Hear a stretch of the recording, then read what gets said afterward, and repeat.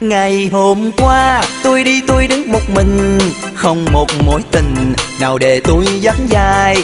Chẳng hề yêu ai, cũng chẳng ai yêu mình, nhưng tôi vẫn chân tình đợi chờ một bóng hôm qua. Rồi một hôm tôi say sưa với một người, tôi thật mắc cười vì người yêu của tôi. Tôi đời đôi mươi, em chỉ yêu mình tôi. Tôi nhớ ra không lầm, em là bé Tê ngày xưa.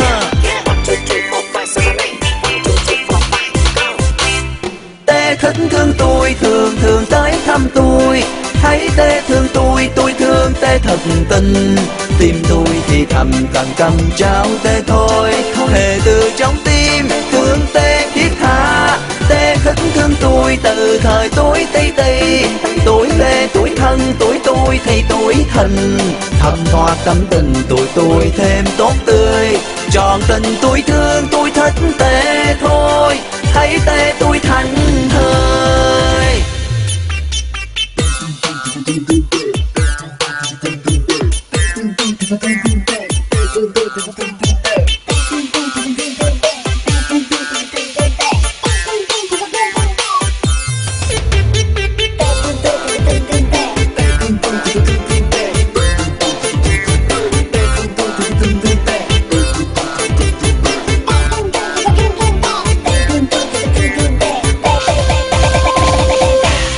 Ngày hôm qua tôi đi tôi đứng một mình, không một mối tình nào để tôi dắt dài.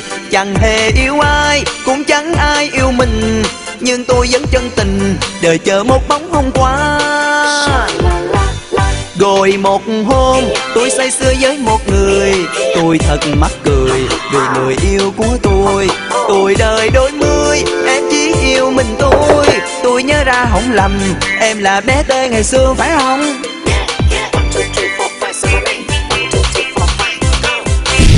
Tê thích thương tôi, thường thường tới thăm tôi. Thấy Tê thương tôi thương Tê thật tình. Tim tôi thì thầm càng cầm trao Tê thôi. Thề từ trong tim thương Tê thiết tha. Tê thích thương tôi từ thời tuổi tây tây. Tuổi Tê tuổi thân, tuổi tôi thì tuổi thần. Thầm thoát tâm tình tuổi tôi thêm tốt tươi. Tròn tình tôi thương tôi thích Tê thôi. Thấy Tê tôi thành thơi.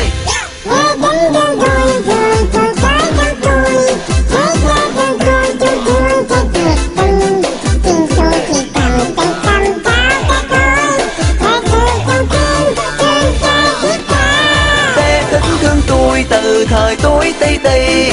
Tuổi Tê tuổi thân, tuổi tôi thì tuổi thần. Thầm thoát tâm tình tuổi tôi thêm tốt tươi. Tròn tình tôi thương tôi thích Tê thôi. Thấy Tê tôi thành thơi. Thầm thoát tâm tình tuổi tôi thêm tốt tươi. Tròn tình tôi thương